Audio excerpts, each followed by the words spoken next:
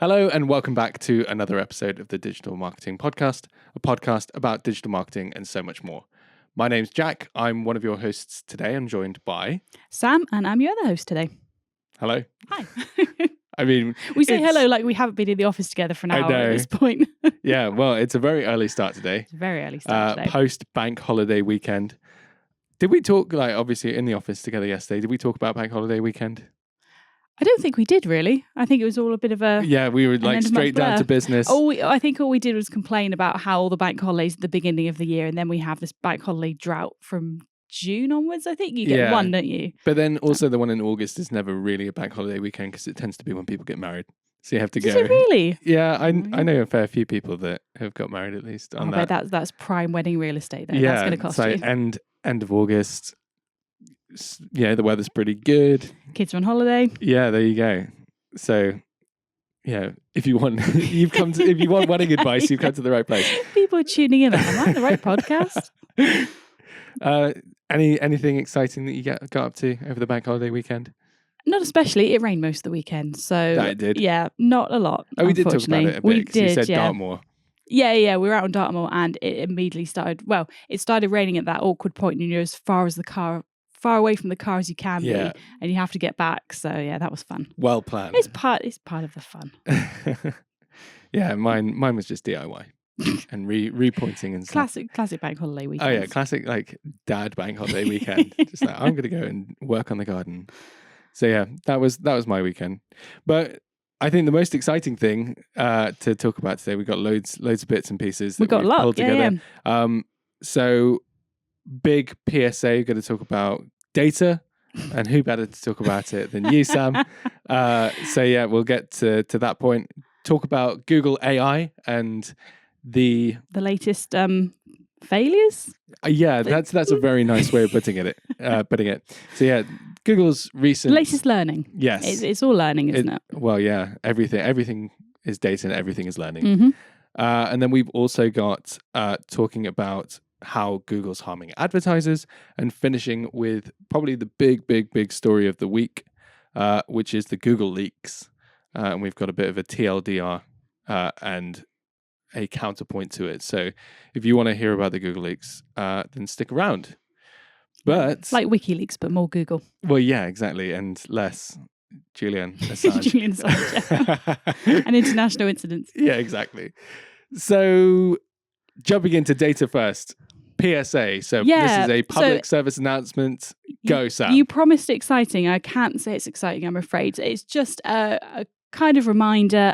Google is deleting Universal Analytics data on the 1st of July 2024. So this is one of those dates that's been in the calendar for a long time. Yeah. That everyone's just like, that's a so year away. Far away. Yeah, so the first big deadline was the 1st of July 2023, which is when Universal Analytics would stop recording new data, and we will have to move to GA4 or another analytics platform. But yeah, Universal Analytics data had been held on Google for people to access if they needed to, but it's being deleted on they say the 1st of July. When they said the 1st of July last year, that date moved a little bit, but you don't want to assume that deadline is going to move if you need your website data. So I'd say of all companies that I know, Google are the most flexible with dates. They're just we'll get here's there a big one day. deadline clock. I might just keep ticking. Yeah. So yeah, it's one of those things. Some people, we've talked to clients, some people have said we don't need our data pre-2023. We've got a new system. We've got 12 months. We're fine. Other people have said we need it. Other people have said we might not need it. We might, but it's best just to get it exported.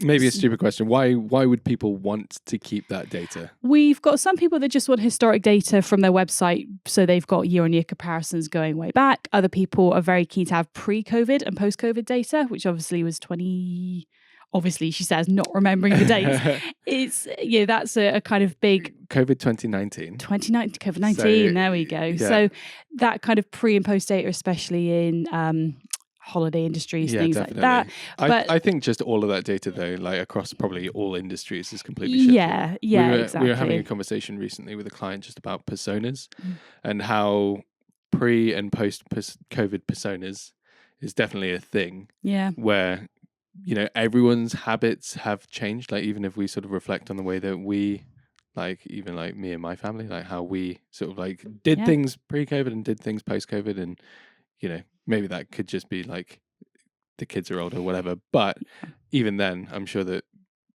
without even thinking about it subconsciously, we're probably doing things slightly different. Yeah, and it's anything you have just published a blog post on this morning, actually, on the Optix website with a few reasons why Shameless you'd want to plug. keep shameless plug. Where can we find that blog?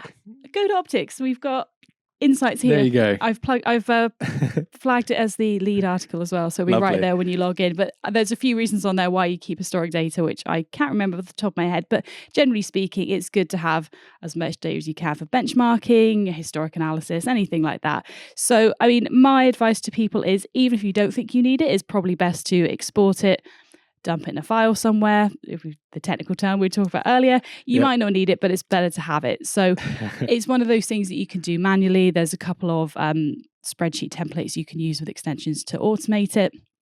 And if you do need any help with that sort of thing, you can contact Optix or On Hand to help with that. So it's one of those things that, not exactly a thrilling topic. We can get the more juicy stuff later. But like you say, it's one of those deadlines that we knew about, that's a year away, and all of a sudden that year is a month. And there is, if you go to your Universal Analytics account now, there is literally a big red countdown clock again saying 33 days, I think you've got as of this morning. I feel like they probably, someone built that clock in Google. Yeah, they used it for GA4. That was the GA4 countdown. They've repurposed it. It's now the UA deletion countdown. And they'll be like, we're moving to GA5. Here's the countdown again. No. I don't want to put that out there. Yeah. Don't want to manifest anything. It's happening. It will be gone. So if you need any help getting rid of that, or getting rid of it, you don't need help getting rid of it. If you need any help saving it, then get in touch with us and we can give you a hand. Yeah, the blog post does have a couple of options as well if you just want a quick summary of what you can do. But any questions, just drop us a message and we can help with that. Because like I say, there are some automated solutions with Google Sheets and extensions that will kind of take a lot of the donkey work out of it. So perfect.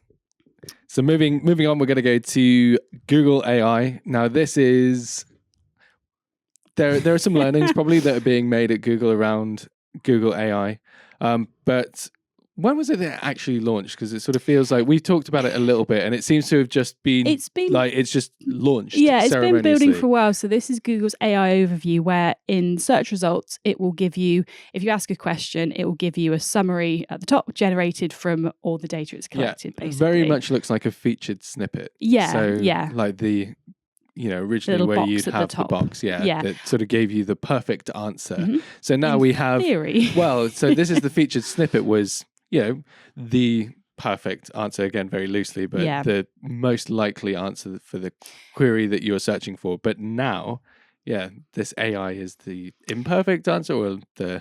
it's learning. Yes. Is probably the diplomatic way to put it. So I saw my first AI overview in the wild this week before. I can't remember what question I asked, but it came up with, like, say, before it would have been a featured snippet at the top. Now it's just an AI overview. Did you see it on mobile or desktop? Mobile. Yeah. Because we were just saying before we started, I haven't seen it yet in the wild, but you think it could be because of being always logged into Google, potentially. Yeah. You're more likely to see it if you have an account and have had an account for a long time. I haven't seen it yet, so I'm very jealous. But was this, so what you searched for, did the AI result line up? Do you think it was a good answer? Yeah. So it was to do with a knee.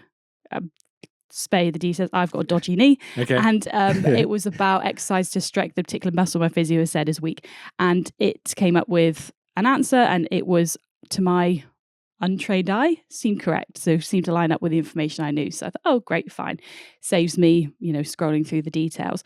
But it's not performed that way for everyone, which is what the news story has been this week. So there's been a few examples. BBC News ran a story that Google gave the answer. Somebody asked, how many rocks should human beings eat a day? And Google's AI answer was, geologists recommend people eat one small rock a day. So that's the main one that's kind of gone viral a little bit. There's another one, which is somebody asked about how they keep their cheese on their pizza, and Google recommended non-toxic glue. Yeah. And another one, which was quite interesting, I found was somebody asked Google how many degrees US presidents had earned, and one of them was Andrew Jackson and 14 degrees between the years of 1947 and 2012, but he died in 1875. So yeah, that was the one that I had seen. Yeah, so there's obviously, it's not perfect. Yeah, No. I think is very much the main takeaway. I guess like the question around that is, one, where is the data coming from? Mm-hmm. And we were talking a bit about that before this show. Yeah.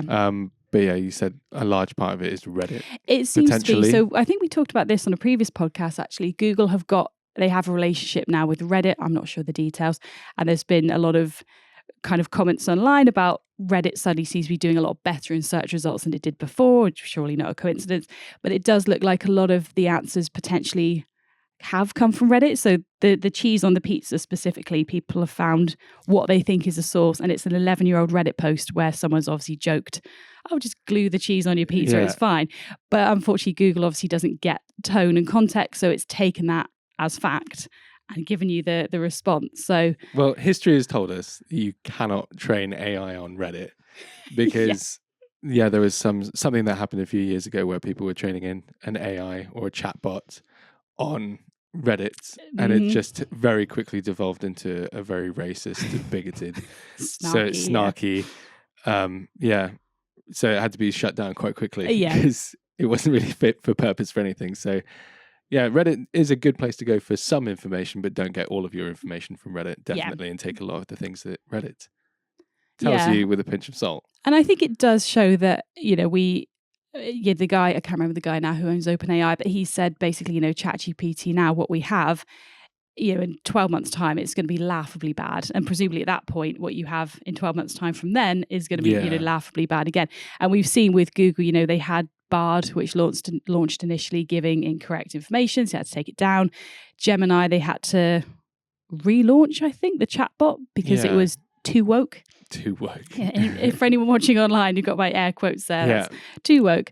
So they've had a bit of a mixed bag with AI, I think, but this is what we said at the beginning. It is learning, and that's the thing with artificial intelligence. It has to learn based on the information it has, and that's going to, by its nature, mean that early days, it's not as efficient as it's going to be in 12 months, 24 months, whatever, or even shorter than that, really. A lot of the reading that I've done around this is essentially people may not actually be willing to use that kind of a feature because if you can't trust it, then you will go to those authoritative sites that you can trust. So if you're looking for some sort of information and you get this sort of, in your knee example, if you got an answer back and you were a bit like, that sounds okay, but I should probably do a bit more investigating, not taking everything on face value, and then going to the, I don't know,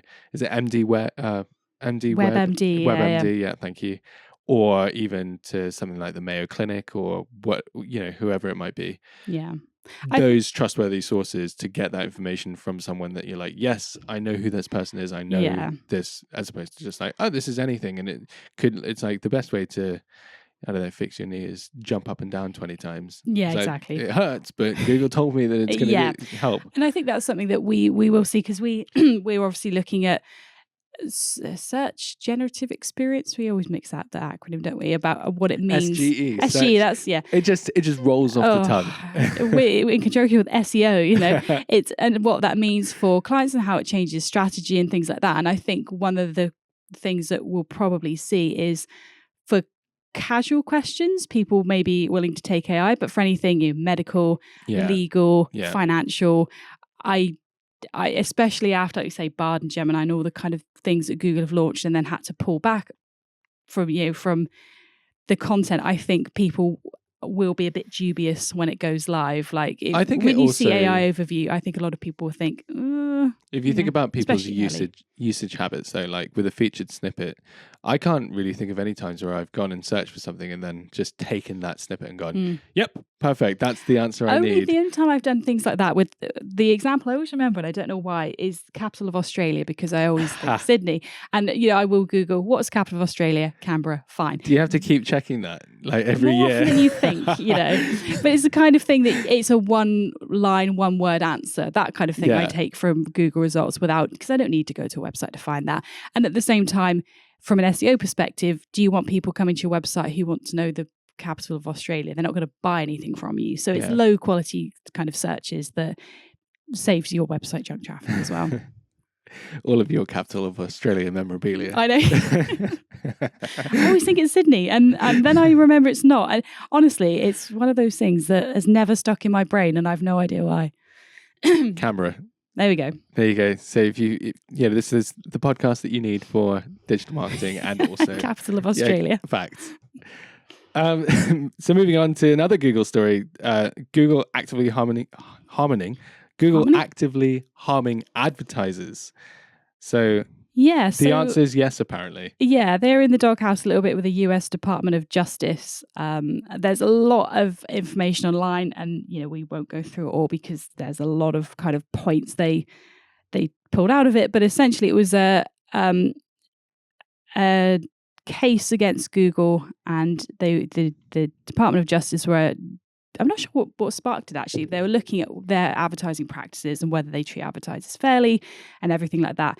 And one of the things that the kind of main thing to come out of it is, and this is something, again, cheap plug, I've discussed in another blog post with Google recommendations. Google ads they prioritize Google's revenue over everything else is essentially what's come out of it. So they will raise ad prices to increase their revenue. They will prioritize different types of content that may not be best for users, but is best for Google. So it's quite damning, I think. I think it sort of on face value, it makes sense that from a business perspective, Google is a business that has a service that charges a fee for using their service. Yeah. But on the flip side, it's kind of like they have a monopoly. Exactly. And if you want to advertise on the platform that is the biggest, platform, one of the biggest platforms in the world, then you have to come through us. And if you don't come through us, there are no other options. 89, something like that, % of coverage for the search market. So, I think everybody's always known, Google is a business at the end of the day, but I think this has been quite definitive in saying, yes, it's a business, but it's got to the stage where they are prioritizing themselves over advertisers too much about, turning up the price of ads and things like that. So I think that's why it's important to make sure that, and again, cheap blog posts, that you don't blindly trust, because if you go to your Google Ads account and there are ad recommendations, guarantee you the first two will be increase your budget and broaden your targeting, which is going to spend a lot more money, make Google a lot more money, but really someone searching for, if you're selling holidays to Australia and I'm searching for what's the capital of Sydney, I'm not looking to buy from you, but Google will go, oh, she's searching for Australia, let's show her an ad. Makes them money, but doesn't make you a sale. And I think it's just been a bit of probably for a lot of people, confirming what we already suspected. And that's why with Google Ads account, you can't just set a campaign up and let it run and ignore it. You have to keep on top of it. You have to optimize it. You have to check in on the results to make sure that they are the best for you. Yeah, and of course. And you have to check in regularly. You have to see what keywords are what keywords your ad is being shown for and things like that. So any sort of advice to close that out, or is it just an interesting point? Google makes lots of money. What's the impact there? Do we think that it's going to have an impact, that Google is going to charge less or improve their business practices? It'll be interesting to see, because it's like you say, they have a monopoly, so the incentive is more like a PR thing than actually they have to do this, or Microsoft will overtake them. It's things like that. But again, because Google is quite same with search, they don't make clear what their algorithms are. The only reason this has come out is because Department of Justice has done an investigation. So I doubt that you'll see Google say, oh, we've made all these changes and now the system's fairer, because it'll acknowledge that they were, maybe manipulating things a bit behind the scenes anyway. I think the main thing is we've been working with Google Ads for years with this kind of assumption anyway. So I think the main thing is, like we say, keeping on top of your advertising or working with an agency that's familiar with Google Ads and just making sure that all this kind of stuff that we've suspected has probably been going on behind the scenes for years is being accounted for and being mitigated. So that's probably the main takeaway. But it will be interesting to see if they respond publicly or if any changes are made. Yeah, I think that there is an element, and I think Google definitely capitalized on that. Just they're, oh, it's really easy to set up a campaign. Here you go, get running. Oh, look, you're getting clicks. You're spending money. It looks like your campaign's performing well. But there are like two sort of levels. There's the person who just starts an account and starts spending money, and then there's an expert, like a paid expert, who is, looking at the campaigns, optimizing them, and improving their performance. Yeah, exactly. A really good example is actually we work with an accountants who are moving into, well, they've been doing it for a long time, but we're advertising now for dentistry.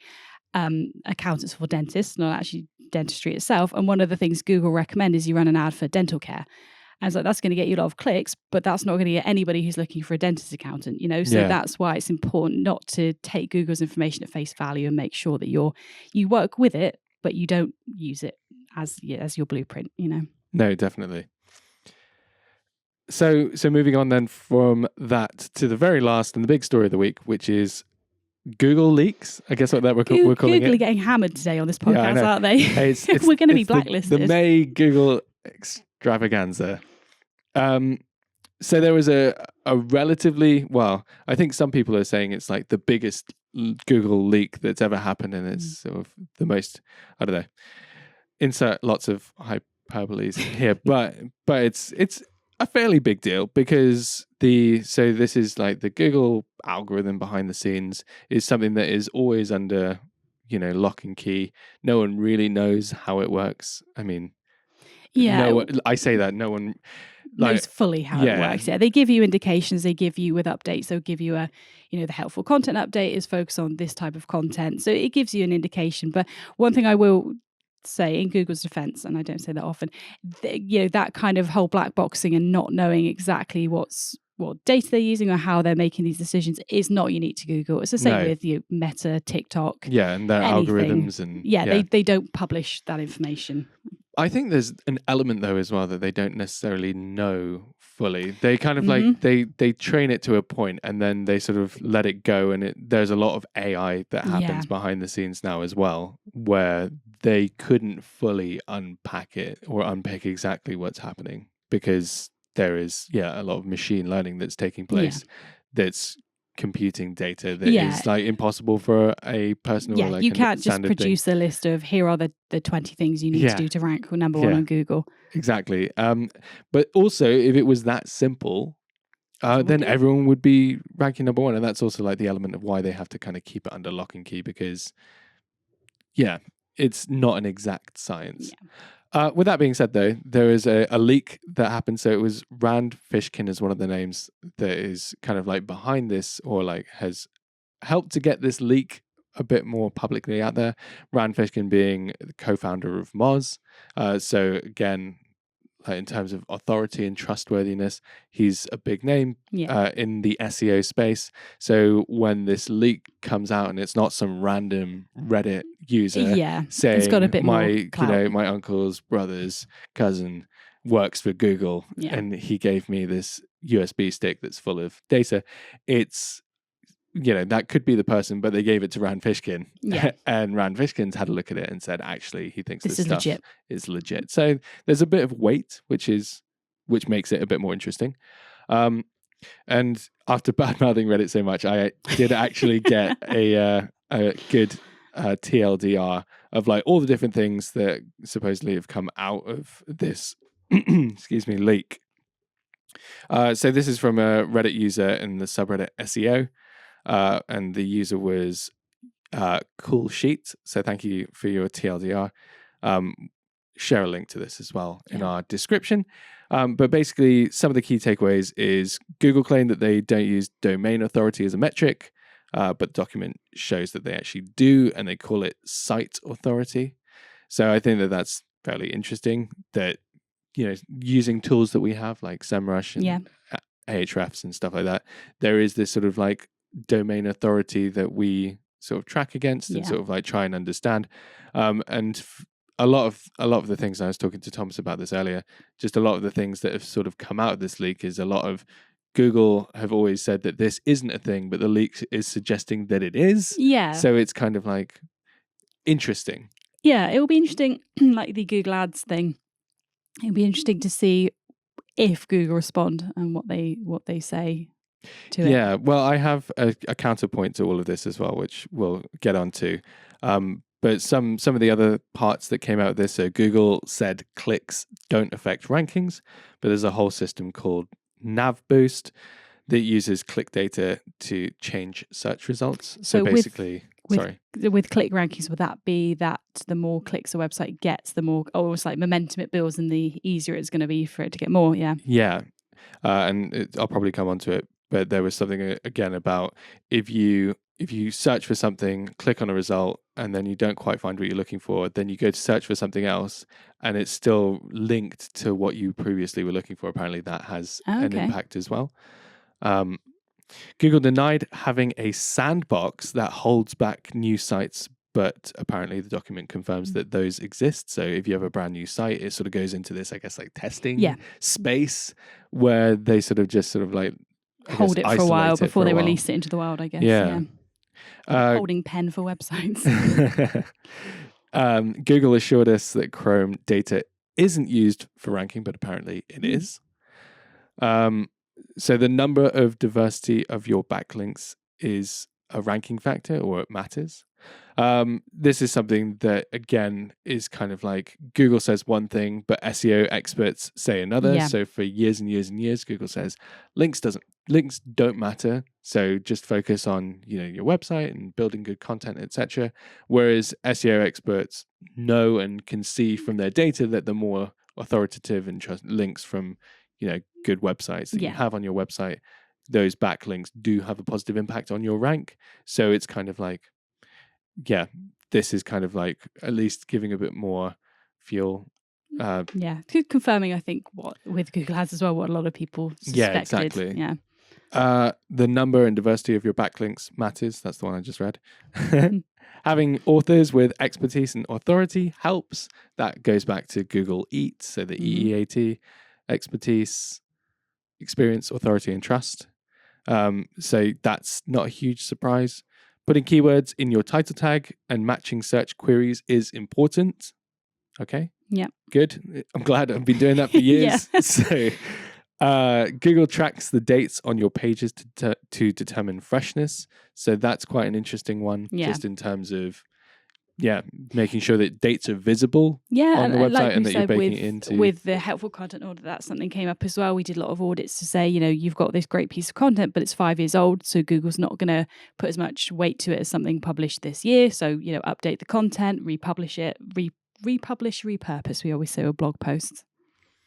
Exactly. A lot of long-held SEO theories have been validated. So trust your instincts.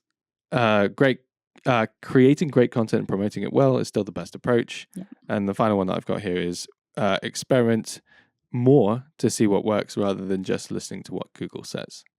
So I think from all of that just sort of reads as like a, best practice SEO playbook. Yeah, I think so. I think, like you say, a lot of the things on here we all kind of knew anyway, and there's some things we suspected. It's quite interesting that Google have said things aren't metrics when they are. If the docs are true and they're confirming, they say, we don't have a sandbox for new sites, but they do, and they say domain authority doesn't matter, but it does. It's quite interesting why they would have come out to say something, but which is factually incorrect. Basically, this is not a metric, but it is. So yeah, it'll be interesting to see what, if they respond and what they respond with as to why they've been saying this is not the case when it is, or they've been saying this is the case and isn't.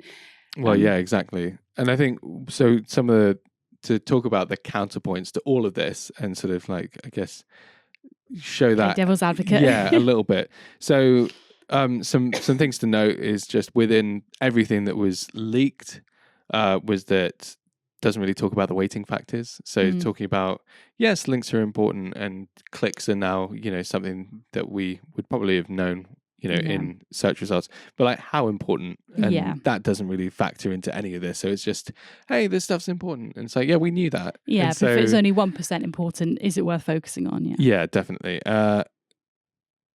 So, and as we sort of said, that a bunch of the things that the people at Google have said aren't important.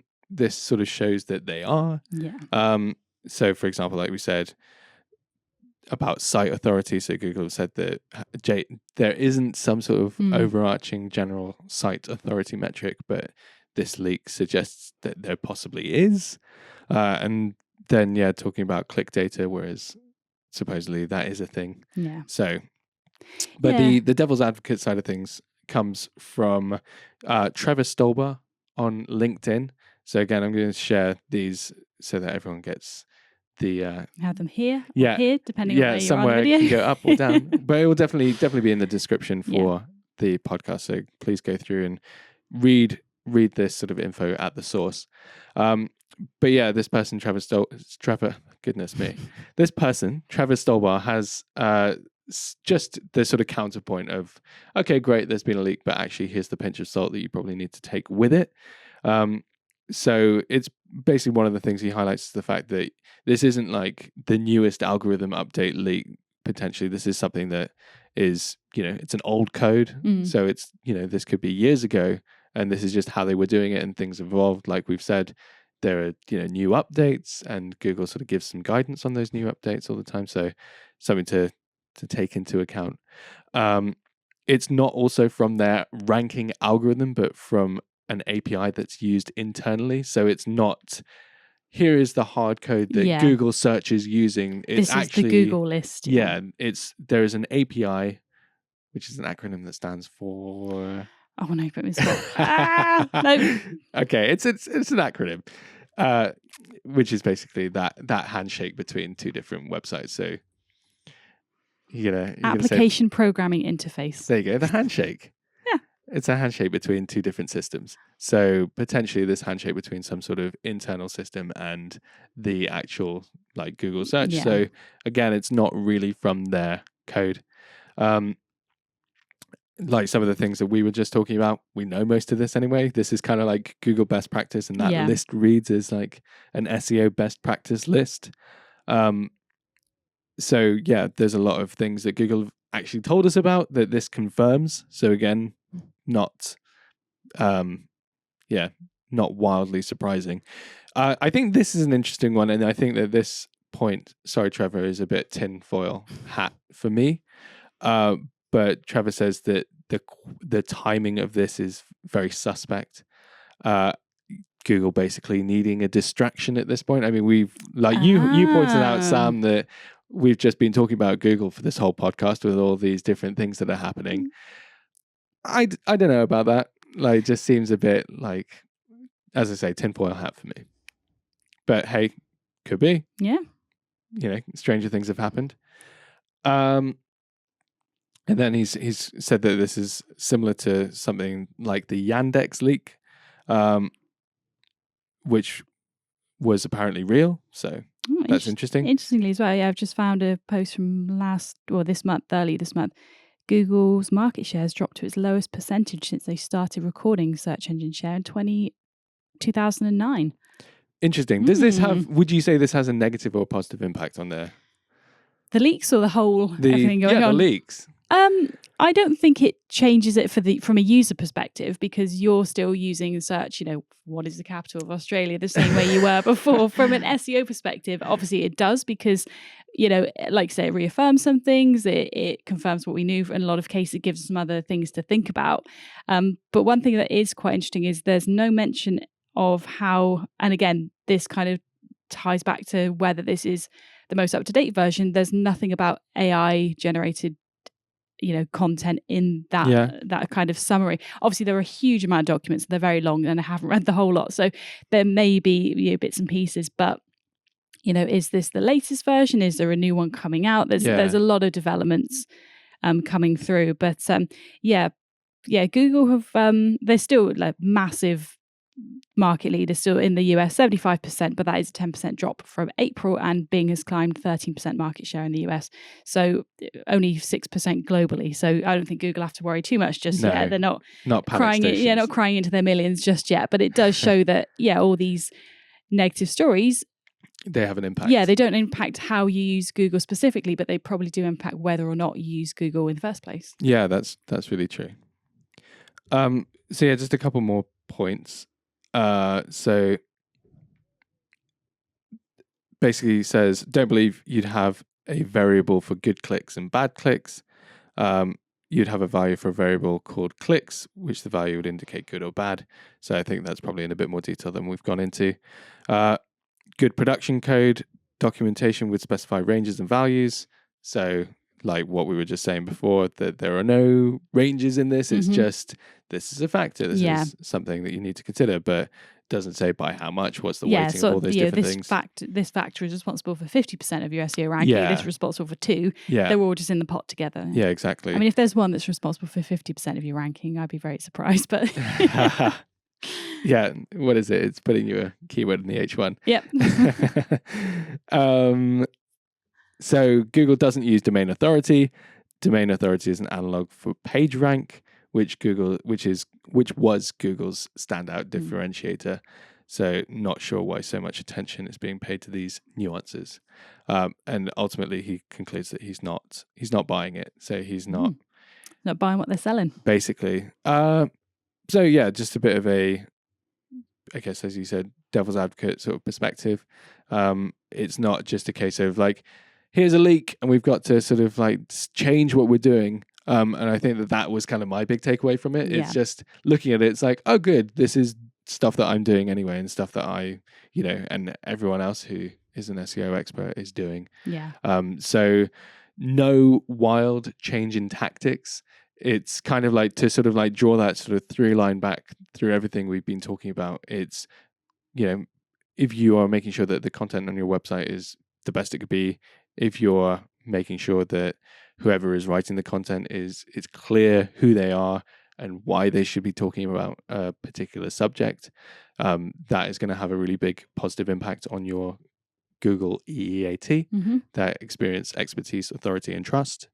And yeah, just from that sort of good content optimized well on the website functions well, that I think is ultimately going to have like a positive impact. And then it's also going to lead people to your website. If they're searching for something and getting an AI result that's terrible, they'll come to you next because they know they can trust you. Yeah, exactly. And there will be some things like, say, legal, finance. It just won't replace. I say that, you never know. But we know. Yeah. You heard it here first.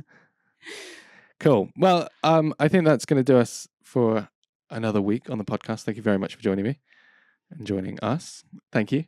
The weekly Google Slam. Yeah, the weekly Google Slam. We've done it again. So yeah, if you want to get in touch with the podcast, you can email us at podcast@optixsolutions.co.uk. Yeah, or give us a phone call. Whatever works for you. Yeah. Anything to close us out, Sam? Or probably not. I think we've probably done our damage to Google. The only thing, signing off with the reminder, Universal Analytics data, 33 days until it's deleted. There you go. Just FYI. Perfect. All right. Thank you very much. And on that bombshell. Yeah. See you next time. Thank you. Bye.